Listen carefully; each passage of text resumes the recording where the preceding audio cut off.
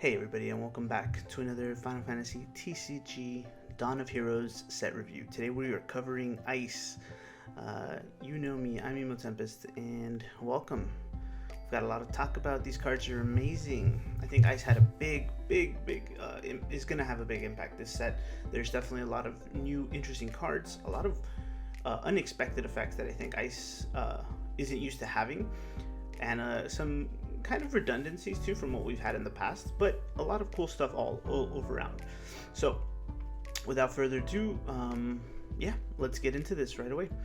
We have Alhanellum. Now it's a 1-drop forward ffcc, 3000 power. You can tap him to choose a forward, dull it, or choose a forward and freeze it. Now the ffcc thing is interesting to me. I know we have a lot of Alhanellums already, but there's a lot of FFCC support always, so I don't know if I'm gonna play any of these, but it's definitely an interesting threatening card for 1 CP in limited and sealed and draft and stuff, so I suspect it'll shine better in there than it will here, but it'll shine in those formats rather than standard or constructed, as some of you like to say. I found this out over a couple weekends at major events. You guys call it constructed, but it's an average card. I don't even want to say subpar. It's just an average card. We'll go to armor.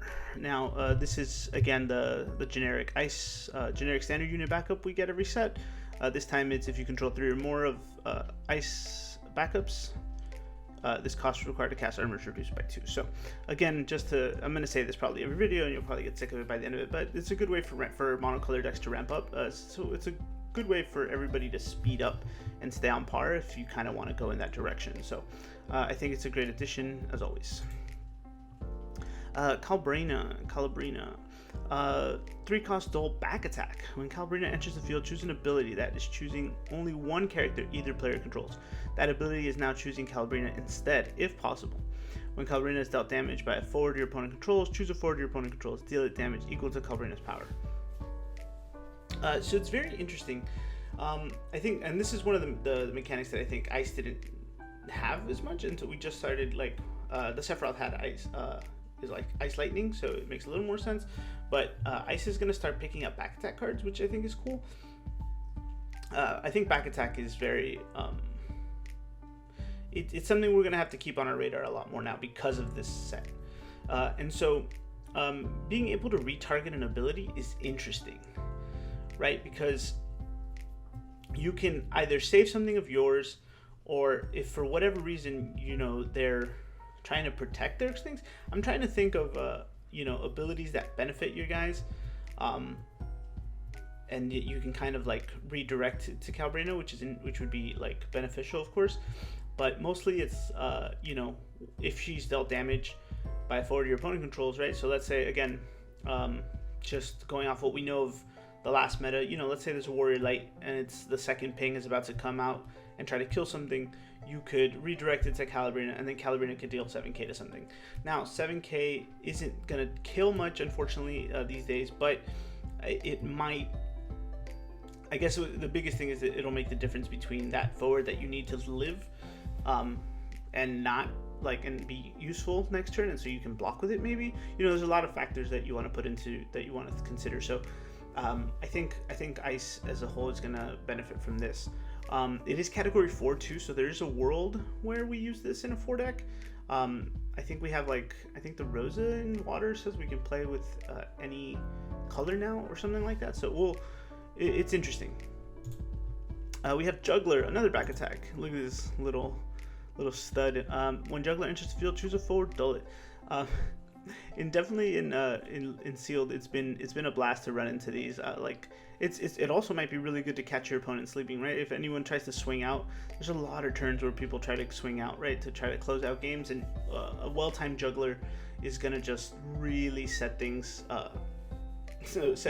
back for your opponent. And so I like this card. I think it's just cool that he got a full art. It's a decent backup overall, and you can play multiples of it, so I like it a lot. Edward, EX burst back. He's a backup. When Edward enters the field, choose a dull forward. If your opponent controls 2 or more dull forwards, break it. It's not the weirdest. It's not the worst card. I just don't think it'll make it. There's so many other better Edwards that we have already, and I think the EX burst effect, isn't super important to us. You know, Ice already has a lot more ways to kill dull forwards, and it's just really you're more off going for the dulling and freezing thing, the kind of like lockdown mechanic, I think, than just worrying about breaking one forward. So it's probably a pass for me here. Genesis Warp 3, 2 ice. When Genesis enters the field, select one of the following 2 abilities. If enters the field due to warp, select 2, so you get both. So choose up to 2 characters, freeze them, which is nice, and then your opponent randomly discards a card. I think the randomly discard one is a little more important, but my problem with this is that he doesn't do anything else, right? Like, once he comes in, he's just a 9k, and it's kind of sucky. He is a common after all, so I don't know if it's worth the warp 3 at all. But we'll see. The discard might be.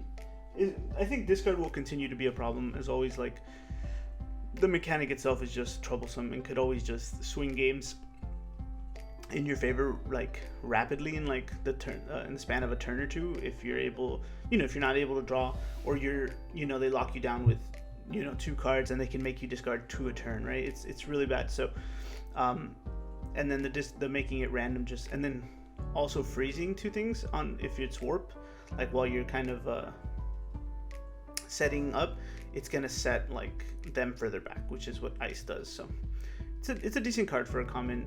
Again, I'm not sure if it'll make it, but we'll see. Cisne backup. When a member of Turks, when Cisne enters the field, place a shuriken counter on Cisne. Remove 1 shuriken counter from a character you control. Choose a character, dull it, and freeze it. Playing this, at first I was skeptical, right? Because we like we've seen the other Cisne, the Lightning Cisne, make a big reappearance towards the end of the last format. But this one is going to solve a lot of problems, I think, for the Turks deck. It is going to, well, first now you have another backup string that you can color fix right away, right? You can go from President into Cisne, fix your colors turn 1.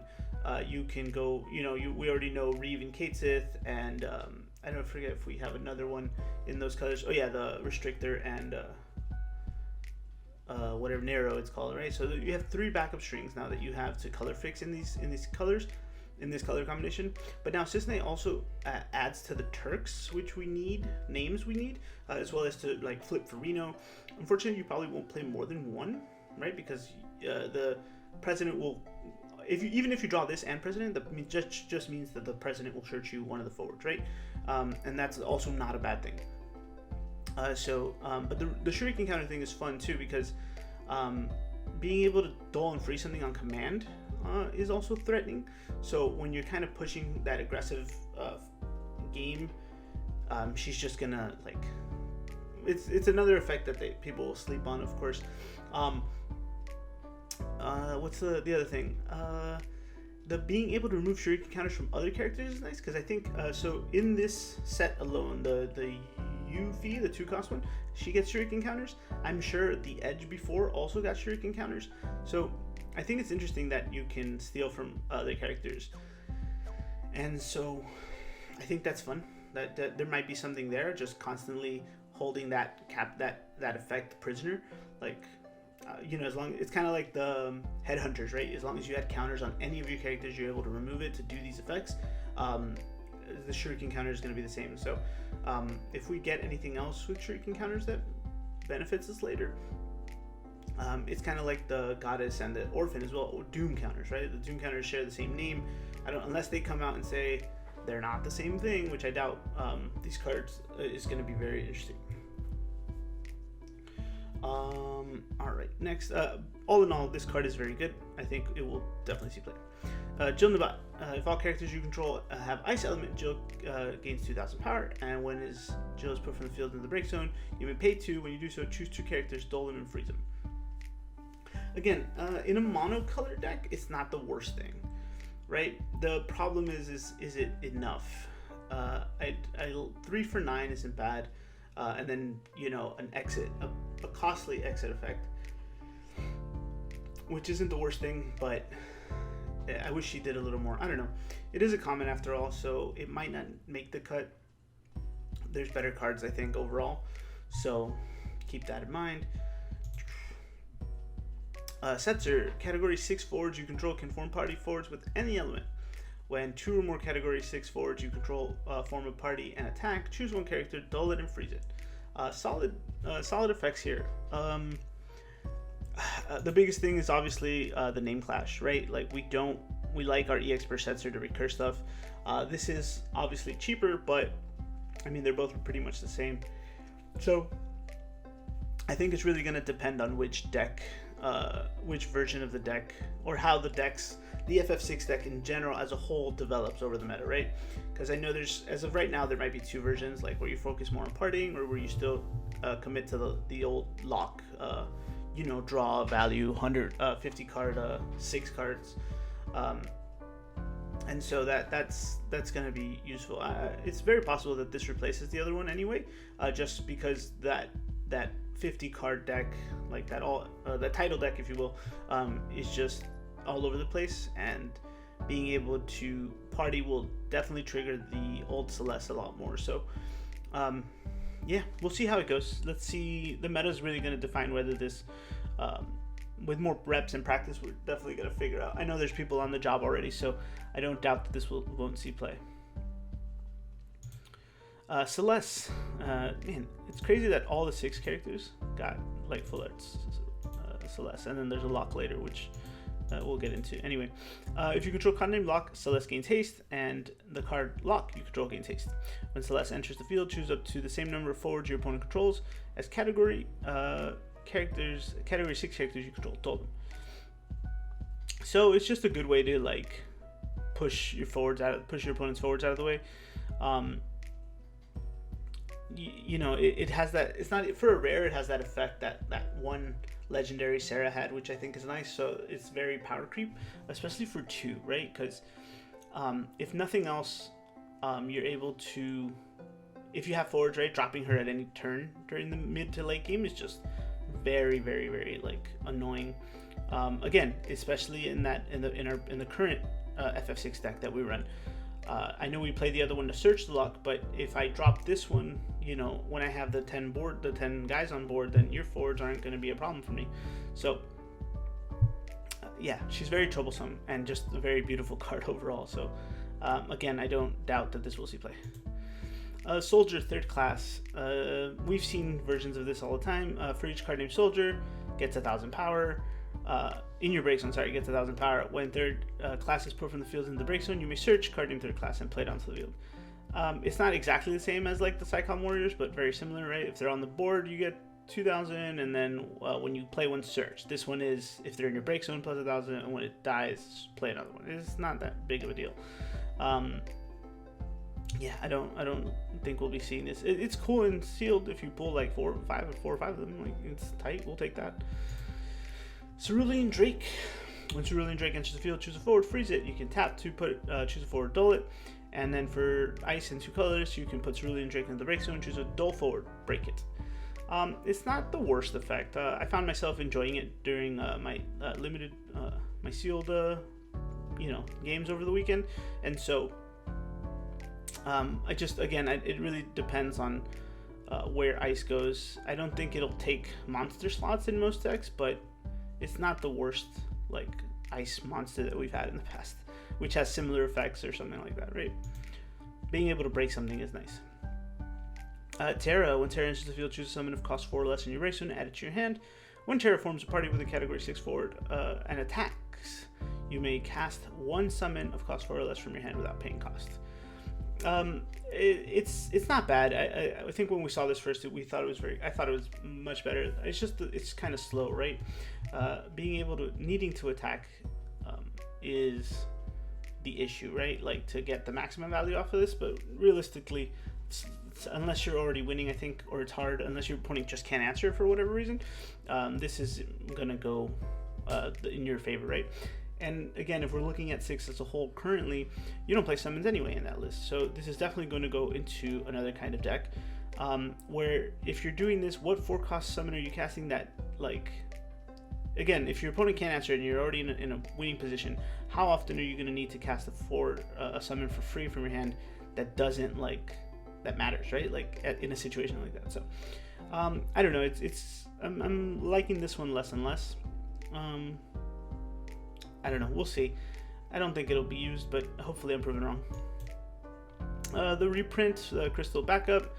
Again, they're doing this every 3 months or so just to make sure if L3 is ever a thing, you'll have crystals available to you. Number 24, Thaumaturgic Life Form. When the number 24 enters the field or at the beginning of your main phase during each of your turns, place one barrier counter on number 24. If a barrier counter is placed on him, he gains, if he is dealt damage, remove one barrier counter, and the damage becomes 0 instead. At the end of each of your turns, if 3 or more barrier counters are placed on him, dull him. So he is quite the annoying card to deal with, honestly. A 3/9k with this kind of can't be touched. And it's cool because it kind of mitigates all damage, right? Battle damage. It doesn't say which damage, right? It's just if number 24 is dealt damage, remove one barrier token, right? So he could just literally,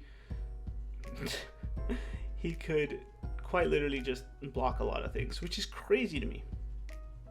So there's definitely a lot of things to consider when fighting this guy or playing this guy, but I think he's going to be a very, very, very problematic card in this going forward, and I don't see why we wouldn't play him. He's searchable, he's cheap, he's big, and he has amazing protection. Now, you let him go for 3 turns, he's going to have to attack every time. Pros and cons: if you're already winning the game, right? Let's say you're just they haven't touched you, and you're you've gotten 1 damage on them already, right? You haven't been hit yet. The fact that he'll always have to attack because he'll become dull anyway just means they're gonna not block, right? Which means he's gonna keep swinging for free all the time. Blah, blah, blah, blah.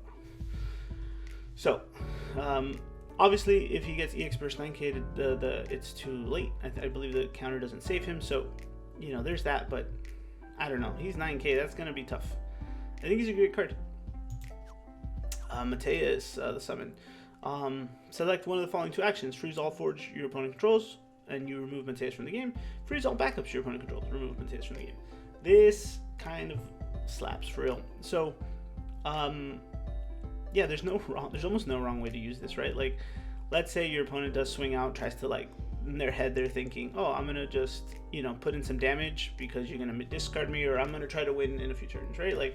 I'm gonna race you, right? This says, nah, you're good, you're gonna stop, and I will stabilize at any junction of the game, right? It's just really bad. We thought right now playing the Vincent was bad when your opponent's setting up, freeze their 3 backups. Yeah, imagine doing Vincent into something like this, kind of 2 or 3 turns in a row, being able to really nullify their turns, having them force them to overpay for cards, and it's quite a strong card, I'm not gonna lie. Before in the past we've only had things like Ultimisia to do these kinds of effects. I'm trying to remember, I can't remember what other ones, there are a few that have similar things, where you have to, it's I think it's Babis did something like that too, but you freeze all your forwards, or I think there was, it's been a lot more difficult, right, to do something like this. But now that we have a 2-cost summon that does this, it's just pretty nasty.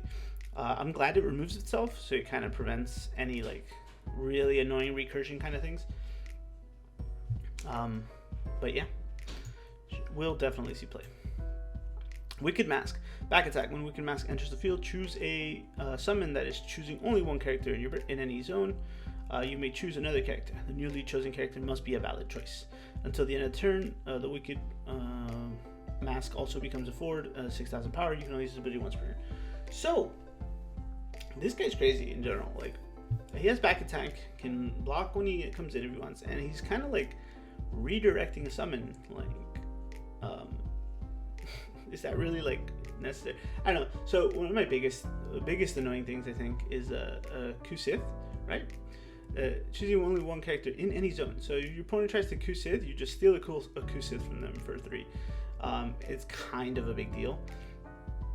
But again, there's also breaking or dealing damage to a forward, and it's okay, well, yeah, there goes my plan.